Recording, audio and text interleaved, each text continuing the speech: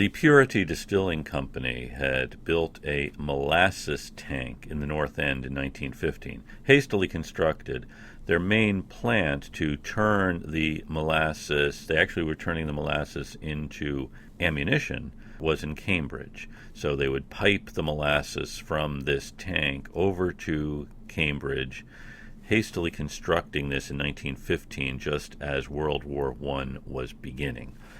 Molasses has lots of uses. Probably the most common would be to make sugar or to make rum. But this molasses from the Purity Distilling Company was being broken down into its chemical components, which then would be used to manufacture explosives.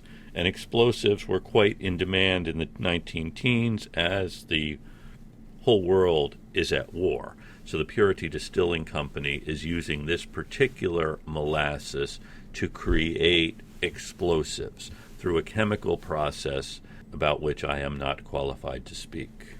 People noticed that there were problems with this molasses tank.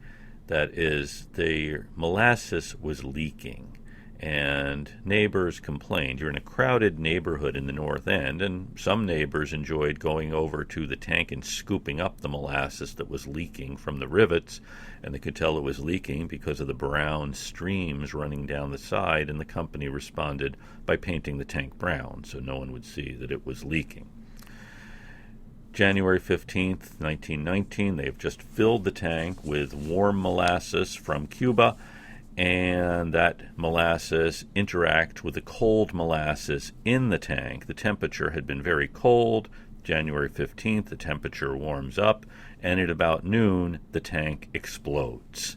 People remembered what sounded like machine gun fire as the rivets were popping off of this tank, and the plates, the steel plates holding the molasses in, exploded and destroyed the elevated train line running along Commercial Street, also destroyed the police the fireboat station, and this flood of molasses killed 21 people, injured hundreds of horses who actually had to be shot because they couldn't be gotten out of the molasses.